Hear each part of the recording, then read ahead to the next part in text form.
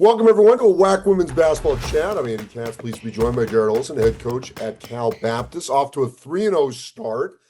Obviously, good to get out of the gates hot like that. What do you think has been some of the main reasons to this start? I think we've shared the ball a little bit better. Defensively, we've been a little bit stronger. I mean, I'd say some of it was we were at home too. I think that always kind of helps. December is a pretty tough month for us on the road. At the CBU, we kind of get kicked out. We've got a really well-known Christmas concert that takes place in our gym at the beginning of December, and then we also have finals and graduation. So there's a little stretch there where we're always on the road, both us and the men's team, and that's usually a pretty tough stretch to navigate. But I feel like we've kind of come out of it okay, even though the record maybe took a little dip. But like you said, we're playing pretty good basketball, and that's the main thing. Yeah, I'm always intrigued how schools that tend to be in these one-bid leagues, how they handle the confidence factor from November, December into when they get in their league play in Yeah, January. Because yeah, I mean, you guys are bouncing all around in and out of the state.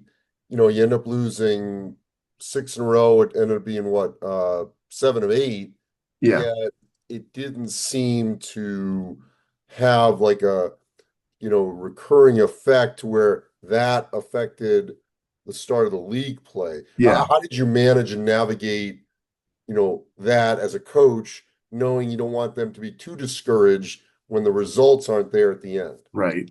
I mean, in general, I think in the first month or two of the season, we try not to focus too much on results, but at the same time, that is, if you're not talking about it, it's the elephant in the room, right? Because Right. everybody is kind of focused on it, even when we're not focusing on it.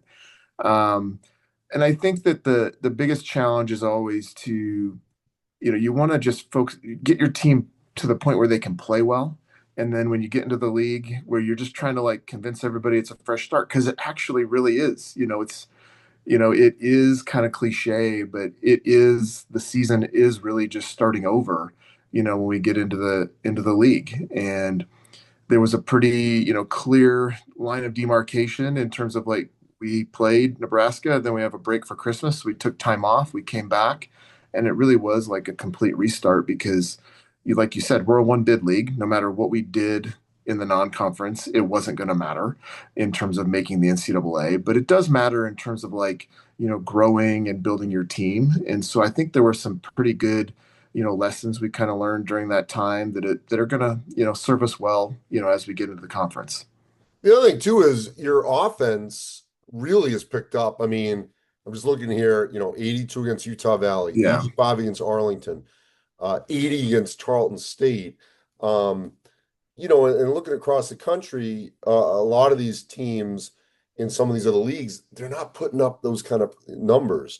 They're winning games in the 50s and 60s, and for you to win games in the 80s and holding teams, all below 70 and some below 60, that's gotta be a good indicator, for where this team's going as you now head, to this Utah swing where you're Utah Tech and Southern Utah, because scoring doesn't always translate on the road, but you hope that defense does.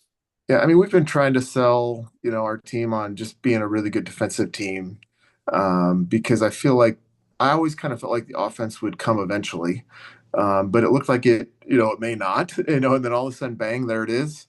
But I think that, to your point, like defense should travel, so I'm hoping we can kind of be more consistent on that end, but I mean, you've been around basketball enough to know that, like, I feel like once it gets to, two similar teams in terms of talent, like the team that makes the most shots is going to win, right? And sometimes that is basketball, and it can be a little frustrating as a coach because it seems a little random, but we'll just do our best to make as many as we can, and hopefully the randomness kind of works itself out in our favor. All right, so before I let you go here, going forward, especially on this road trip, um, who specifically has to continue, whether it's it's Olson offensively. I mean, who has to be that go-to player? And then on the flip side, who do you need to maybe step up a little bit defensively, or continue to do so as you take this act on the road?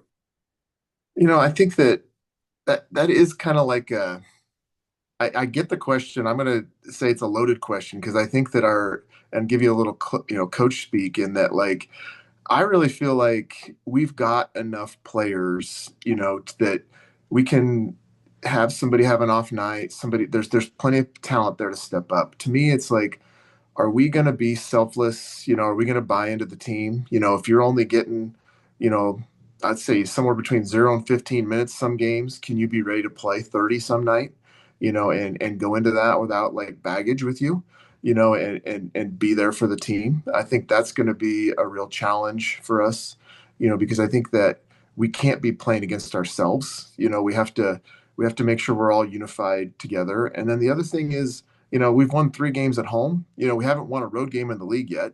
So I think the other thing that we need to do is just make sure that we don't think we're too good, because we're really not. We haven't done the hard parts yet, and there's so much of the season left. So I think just kind of fighting those two, inner demons that everybody kind of faces in terms of selfishness, and then also just kind of like, your lack of humility. So if we can be selfless and be humble, I think we'll have a good chance. But if we fall victim to those two evils, we're going to be in a lot of trouble, just like anybody else would. Well, as I said, off to a great start. We'll see how it Yeah. all goes here in Utah. Never easy at altitude and on the road, coming from Southern California. Anyway, good luck, and we'll be tracking how it all progresses over the next couple weeks. All right. Thanks, Andy. I appreciate it.